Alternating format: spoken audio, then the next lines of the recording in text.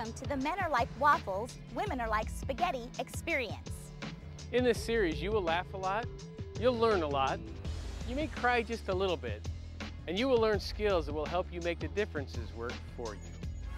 Men are like waffles, and women are spaghetti. It's making me hungry. I can think about food, I don't know. Men are probably more rigid, less flexible than women. Usually, for the most part, men are pretty set in their ways, and we do things a certain way all the time, where women seem to go with the flow a little better and seem to conform to different situations a little better. I think that just means women are a little bit more flexible, and we go with the flow of things, and men, they're a little bit more set in their ways, a little bit don't really like change as much. So it kind of goes with the texture of those foods. If you close your eyes, men are going to be rough with a bunch of holes, and women are just going to feel like worms. And I think men and women are different from each other, and they work together, although waffles and spaghetti don't really go together, and I would not want to eat a meal with both of those on my plate at the same time. Well, in the beginning of time, God decided He was going to create people in His image. So in the beginning, God created them. In the image of God, He created them, male and female, He created them. And this is way back before we had all the problems. It's before the fall, it's before sin has entered into human experience, that God created us male and female. And those differences have been a source of great joy in our lives. Like, I don't know about you men, but I know that I am extremely glad that Pam looks like a woman. It's one of the greatest joys of my life. Now, at times I wish she thought more like a man, but I don't want to trade in the way she looks in order for her to think more like a man. And so these differences have been a great source of joy for us, but they have also been a source of great frustration. And so we began asking God, would you give us a picture that would help couples know what to do with the differences? Because we find that people are glad we're different, but we don't really know what to do with the differences. So the picture we came up with is men are like waffles. And women are like spaghetti. So let me start with the men. If you were to diagram the way a typical man processes life, it looks just like the top of a waffle. There's a bunch of boxes, and all those boxes are separated from one another by walls. And the way we as men process life is the first issue goes in the first box, second issue goes in the second box, third issue goes in the third box, and so on. And we as men, we spend time in one box at a time and one box only. So when a man is at work, he is at work. And when a man is out in his garage tinkering on his automobile, he is in the garage tinkering on the automobile. And when a man is watching TV, Hello? he is watching TV. We as men, we do one thing at a time and one thing only. Now, when a man matures, he starts jumping boxes quicker, and at times it looks like he's multitasking, but in reality, he's just jumping boxes quicker than he used to. And as a result of this single focus that men have in life, we're problem solvers by nature. We go into the box, we figure out what the problem is, we assign a solution, and then we move on.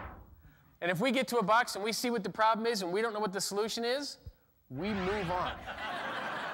Because we cannot possibly think of a reason to spend time on a problem we do not have an answer to.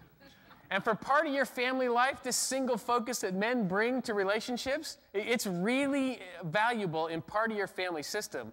But it creates tension in relationships because you women are just not like waffles at all. No, social scientists have said for a long time that men compartmentalize but women integrate, but nobody really throws around that kind of terminology. So if you look at the way we women process life, it looks a whole lot like one noodle laying on a plate of spaghetti. If you follow that noodle around that plate of spaghetti, it looks like it touches pretty much every other noodle on the plate. And that's the same way we women process life, is we travel through life making emotional connections to the people and things that matter most to us. And because of that, by nature, we're really great at multitasking. I mean, we can be on the phone with our girlfriend and her life's all falling apart, and we're watching TV, and maybe there's Oprah, and she's interviewing Dr. Phil. I wonder if we should tell what Dr. Phil is saying at the same time we're writing out our Christmas card list, and our grocery list, and our to-do list for our husband and all of our 8 kids as we're telling the kids in sign language to quit fighting because I'm on the phone. We got a load in the washer, a load in the dryer, we're cooking dinner, and we can open and shut the oven door with our foot. Can't we, girls? Yes? We're amazing at that multitasking thing. And God gave that gift of multitasking to us because oftentimes the family, the community, the church needs that whole multitasking element that we so easily can bring. However, that whole multitasking thing, when it comes to the area of communication, sometimes can be a little frustrating for our husband. And you got to understand, ladies, we admire this about you, but we don't really get it. So when you come home and you say, honey, how's your truck running? You know, I thought about your truck today because I drove by your favorite truck store because I was on my way to buy this new outfit because we talked about having a little bit of extra money and you said I could buy a new outfit, and I found this outfit that I knew was going to look really good on me because it was my color. You know, last year we did a whole seminar about what colors look good on you and what colors look bad on you, and I figured out I was a fall color, and this outfit was going to be a fall color, and so I knew I was going to look really good on it, and I was going to surprise you with it because I like it when you go, oh, baby, you look really good in that, and so I was planning on doing that. In fact, it reminded me of the color that Mrs. Clinton was wearing, you know, a few years back when she was doing that whole thing with Eleanor Roosevelt, and I've always been concerned about that because Eleanor Roosevelt was, like, dead. And so she's talking to a dead woman, and that just sounded really weird to me, like it might be part of that whole New Age movement thing that's been happening in our world. And I've been really concerned our kids might get involved in that. So do you think we can just stop for a moment and pray for our kids? And you got to understand, ladies, when you're doing this, we are frantically jumping boxes, trying to figure out where this conversation's going. And while you think we're praying for the kids, what we're really thinking is, so what about my truck? Because we figured you brought it up for a reason. And there's a couple other things you got to know about men if you want to communicate well with us. One is that some of the boxes on every man's waffle, there's thoughts going on there, but they don't translate into sentences. So sometimes guys just make noises. You're like, hey, yeah, huh? I mean, we just do that sometimes. So 2 men that are passing each other, they go, hey.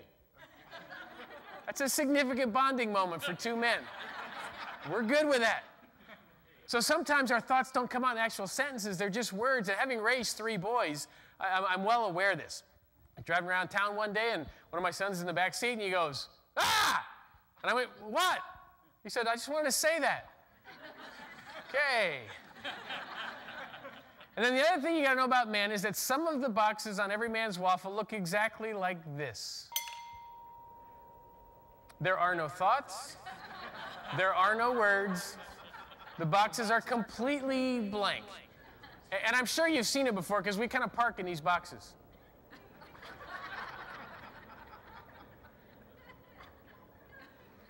And I don't know how you do it, ladies, but every time we drop into one of these blank boxes, you ask what I call the dreaded question. So, what you thinking, hun? And see, this question's a real problem for us because we tried telling you the truth. We said nothing. And then you said, oh, you can't be thinking nothing. You have to be thinking something. So what is it? And now I'm here to tell you, ladies, all of us men can think absolutely nothing. Am I right, guys? Yeah. Absolutely. And so what happens is you ask the question and the truth didn't work, so there's this delay that happens.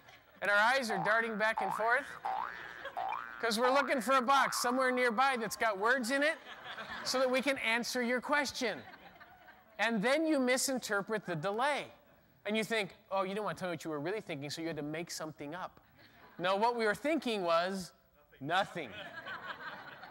And ladies, if you're patient with us on this, it is amazing the impact it has on us. Because most men feel kind of inadequate in the whole area of communication. Because no kidding, we will drop into these blank boxes right in the middle of a conversation. And you'll be rolling along and you go, so what do you think? About what?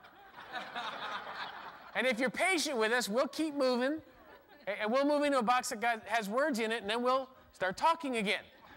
But so often we feel like we're not good at it, and so we begin to avoid it, and we just stop communicating with our wives. So one of the best things you can do for us is just accept that this is the way God made us. We've been doing this since we were about so big.